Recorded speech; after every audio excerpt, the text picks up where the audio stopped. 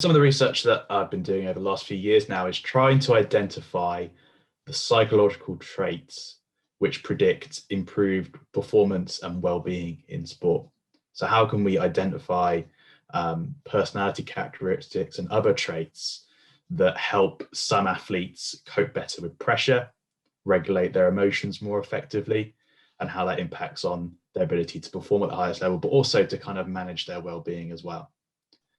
I'm also particularly interested in the actual sort of art of applied sports psychology practice. So I'm particularly interested in research looking into how we as sports psychologists such as myself, can be effective and really impactful within really short periods of time when working with athletes. A lot of the time, young sports psychologists are trained to deliver support kind of over multiple sort of sessions and really take their time with athletes. But actually, when you practice sports psychology in the real world within a big, sports organization or football club or anything like that, the opposite tends to be the case in terms of what you're expected to do. You're actually expected to work very quickly and effectively within short periods of time, little conversations with athletes. So some of the research I'm doing at the moment is also developing like a framework for sports psychologists to help them manage and deliver those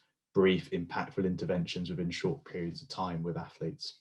The real benefit it gives for our students is that sort of the research that I'm doing is very much about how we actually do sports psychology in the real world. Yes, theory is very important, but I think the real impact for our students on our sport and exercise psychology degree is that they get kind of some exposure to research. It's actually about doing sports psychology in the real world. How do we actually, what does actually working as a sports psychologist in the real world actually look like?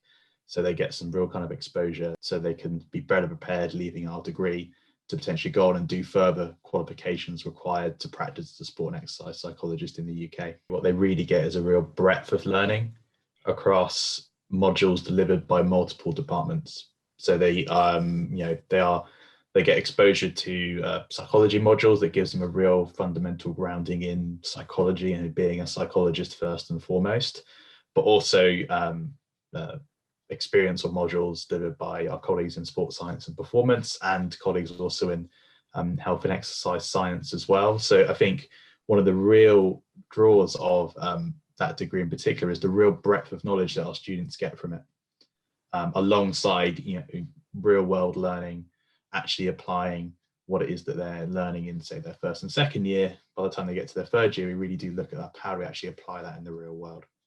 Going forward, I think what we really hope the research will do will really sort of provide a real stimulus to the way in which psychologists, sports psychologists such as myself, are trained in the future, to help them be more impactful in shorter periods of time, working under the intense pressure of elite sport, that intense pressure that elite sport often puts practitioners such as myself under, in order to work effectively within short periods of time, to work informally and still have an impact. That's kind of the real hope that we're looking to get from this research, to kind of give practitioners such as myself in the future more confidence to be able to work quickly and effectively under pressure. I'm really interested in environmental psychology and what we can do to encourage people to treat the planet in a little bit more of a sustainable way. So what we can do to change people's behaviors to make them more sustainable, what we can do to encourage more pro-environmental behaviors and make them more aware of the impact of their individual behaviors on our larger planet. Students are given their own choice into what topics they like to explore in the second year psychological research in action module, and also for their third year dissertation module. Now, this year I have a group of 3 students within psychological research in action who are currently engaged in an environmental research project. So they're trying to explore people's awareness of their environmental impact of their behaviour. So for students coming to Solent to study psychology, they can expect some real great support when it comes to learning about the subject. So regardless of the year group, they know that the academics and the staff will be available to them. So there'll always be someone there to respond to any queries they have. They know that they'll have excellent support in terms of their achievement and their studies. So if they ever have a question, they can come to us. We try to be as open as we possibly can be. We try to be as accessible as we possibly can be. So each week we have drop-in sessions available. We have office hours available for students to come along and see us with any queries that they have. And we're always happy to answer any questions or any concerns that they have. They can expect the opportunity to do some real cutting edge research. So as we move forward, we have a real research focus within the course, getting to really use the skills that they're developing in the modules. So alongside learning about up-to-date research methods, up-to-date analysis methods, they have the opportunity to actually practice using those skills in the opportunity to have their own research projects. So they're given the freedom to explore topics that they're really interested in. Which is quite rare in most degrees. They don't have that same level of freedom. We are looking to partner across multiple departments in the university. So from my personal interest, I'm looking to partner with other members of the university looking at transport, looking at engineering. So I'm particularly interested in the work that's being undertaken at our Warsash School within the maritime and aviation teams there.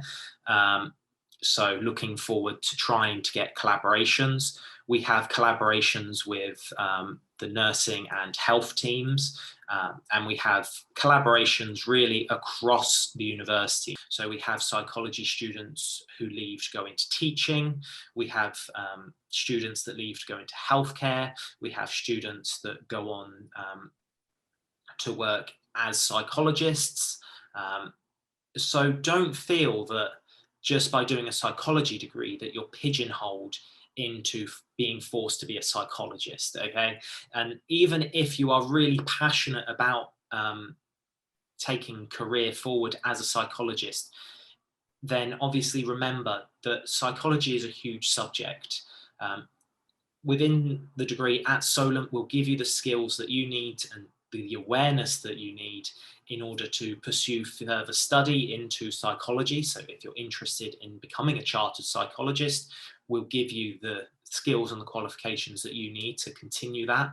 But we'll also give you the skills and the experience and the knowledge that you need to be able to thrive in a teaching environment, in a healthcare environment, in a governmental organization. So we'll give you a lot of transferable skills that will be really relevant regardless about where your end goal is.